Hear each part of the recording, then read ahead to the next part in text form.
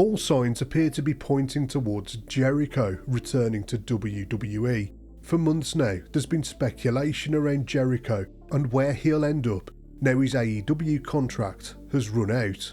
Sports Illustrated and others have straight up said that Jericho is done with AEW and expected to return to WWE imminently. And look, I get why some fans are excited about this. He's a real legend and has had an incredible career, but the man is well and truly over the hill. He's 56 this year, and while we've seen older wrestlers work at a high level before, Jericho's recent in-ring work has been atrocious. His ability level has gone off a cliff over the last 6 or 7 years, and most of his AEW run was crap. He even managed to have a bad match against Bryan Danielson at All Out 2022. I thought that was an impossibility, and yet somehow it happened. When you try and watch his matches now, you realise that his pacing has slowed down incredibly, and he mistimes so much stuff. If anything, his last few years in AEW have tarnished his legacy. The only good thing was hardly anyone was watching. WWE's current in-ring standards prioritise athleticism and precision, even from the older guys on the roster. That's the style Triple H has built the product around, and putting Jericho into that environment won't hide his decline, it'll highlight it even more. Then there's the problem of the Jericho vortex. This was the recurring issue in AEW, where younger wrestlers entered feuds with him but came out worse off than when they started. Ricky Starks, Eddie Kingston, Hook, all of them had heat and momentum going into programs with Jericho, and all of them cooled off right afterwards. And the issue isn't that they lost, it's that the feud became about Jericho instead of the person he was supposed to be elevating. At his big age, he should have been helping out these young guys, but they got nothing out of working with him.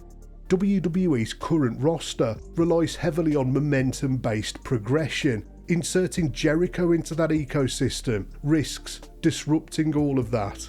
Then you've got the creative stagnation. Jericho's entire reputation is built on reinvention, on being able to shift his character and stay fresh. But in recent years away from WWE, that's weakened considerably. His 3 characters in AEW were Le Champion, the Demo God and the Learning Tree, and they all blurred together rather than evolved.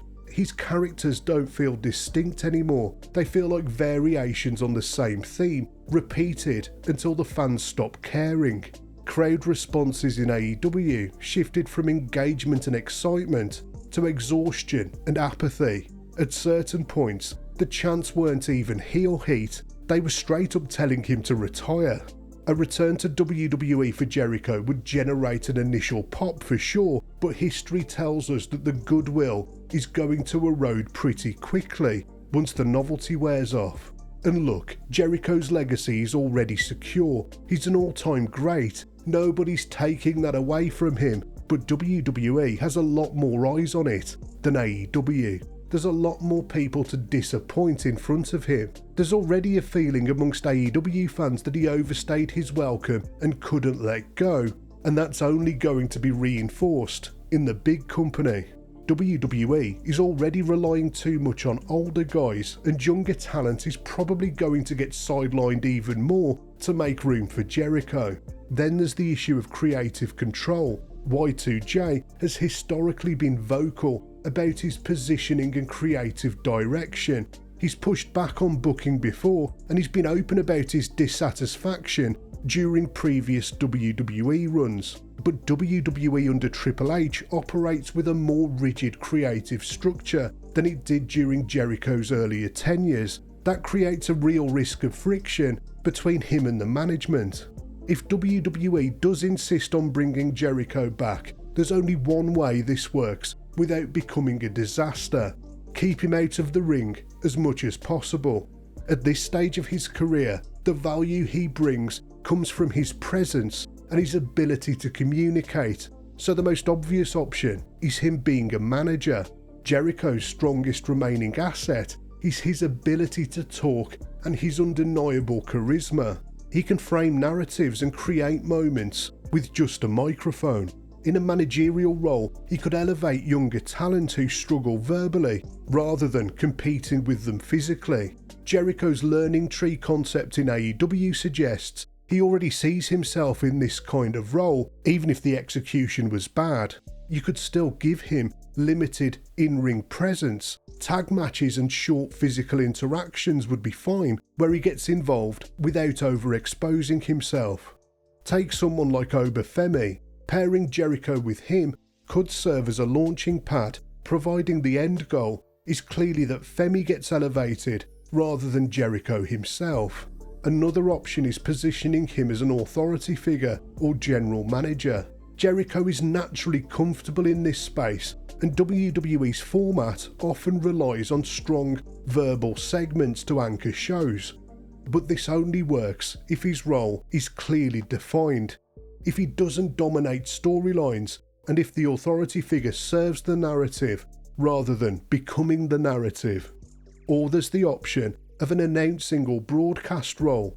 He could add a lot to the product as a colour commentator, for example, but if they have to have him wrestle, which let's be honest is definitely going to be the case, then it should be a very short, controlled nostalgia run.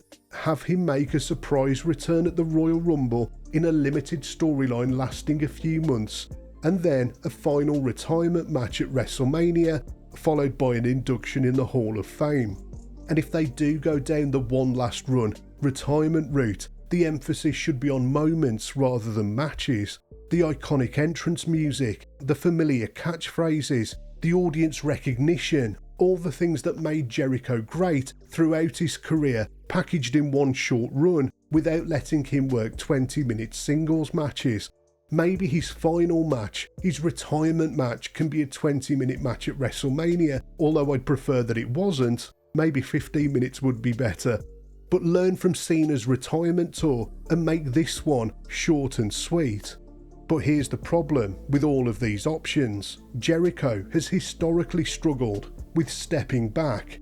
Even late in his career, he's shown a tendency to make himself the main character.